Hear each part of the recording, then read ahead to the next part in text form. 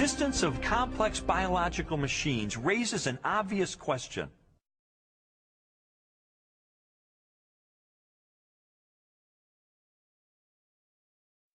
If natural selection wasn't the agent of their construction, then what was?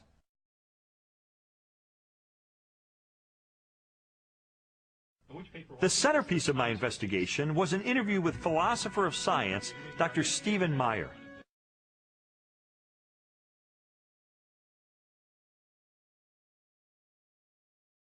Meyer, who holds a PhD from Cambridge University, brought me face to face with the most efficient information processing system in the universe. The DNA molecule and its language of life.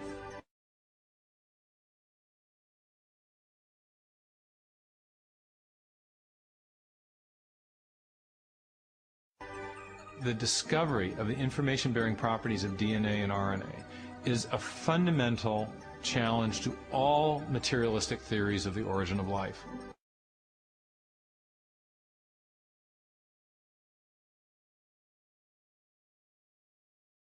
Neo-Darwinism and its associated theories of chemical evolution and the like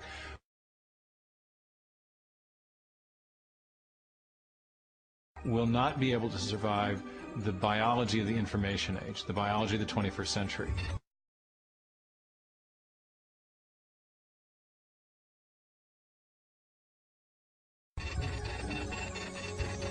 Meyer's conclusions are based upon his understanding of the DNA molecule.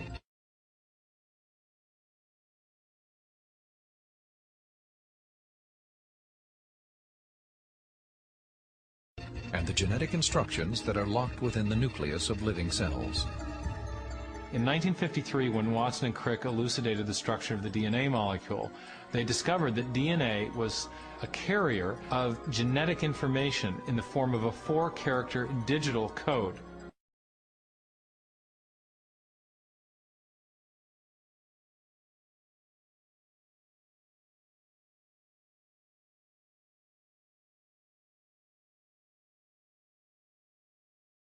That is to say that DNA functions like a software program.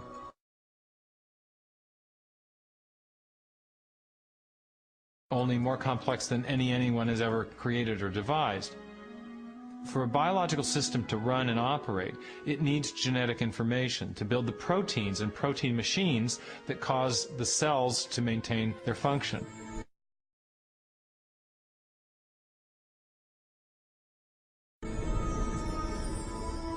This information is stored in a precise arrangement of 4 chemicals that scientists represent with the letters A, C, T, and G.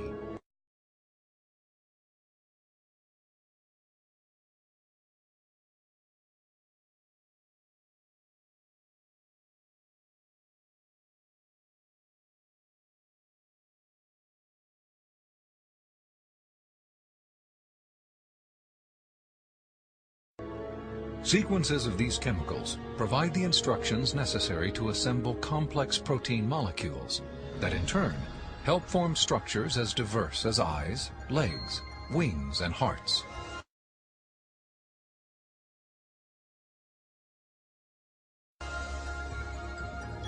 This code has been called the language of life.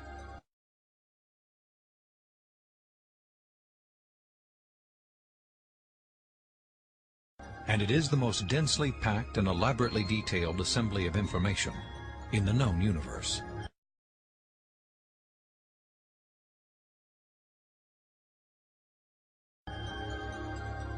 Geneticist Michael Denton has estimated that the amount of biological information necessary to build all of the proteins in all of the species of organisms that have ever existed on planet Earth could be held in a single teaspoon.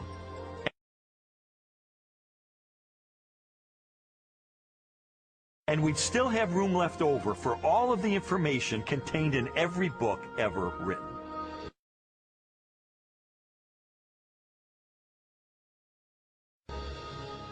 The more I learned about DNA, the more I understood the significance of what Stephen Meyer called the most fundamental question facing biology today.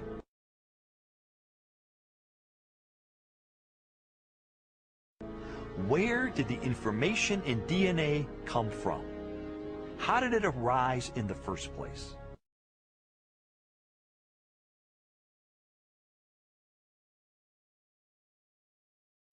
Well, lots of people have wanted to explain the origin of information by reference to the laws of physics and chemistry, or by reference to the chemical properties of the constituent parts of the DNA. But that would be like saying that you could explain the information in this morning's New York Times headline by reference to the physics and chemistry of ink bonding to paper.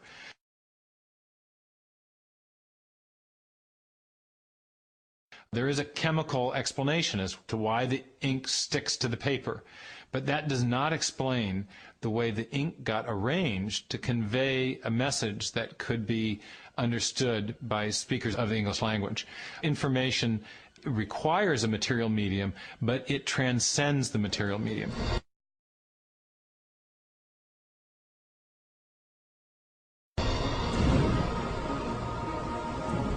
An explanation for the origin of the genetic instructions needed to build the first life is the holy grail of 21st century biology.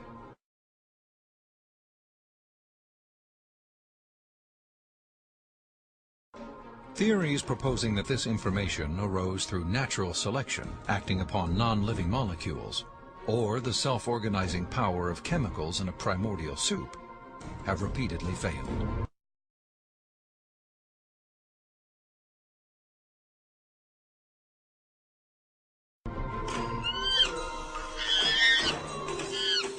Even time and blind chance, the oft-invoked saviors of implausible biological scenarios, have fallen far short as accounts for the source of the instructions in DNA.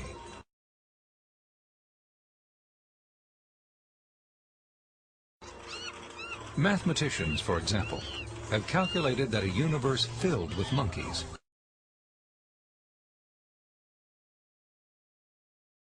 Is a monkey in there?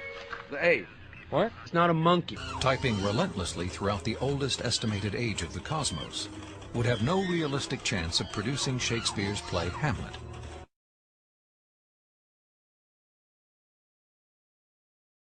Let alone a transcript of the genetic information required to build even the simplest living cell.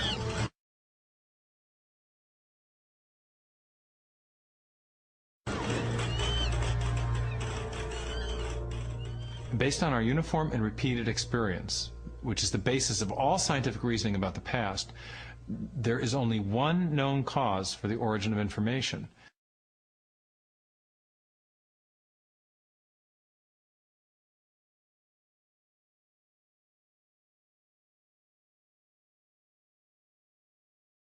And that cause is intelligence.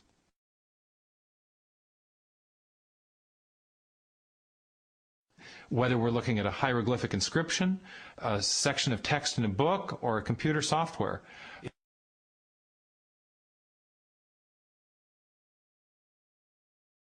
if you have information and you trace it back to its source, invariably you come to an intelligence. Therefore, when you find information inscribed along the backbone of the DNA molecule in the cell,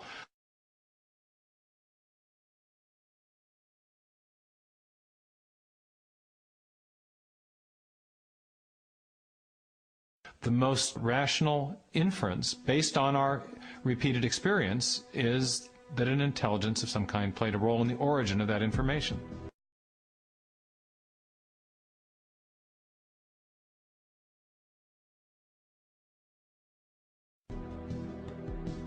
The implications of the scientific evidence, coupled with Meyer's logic,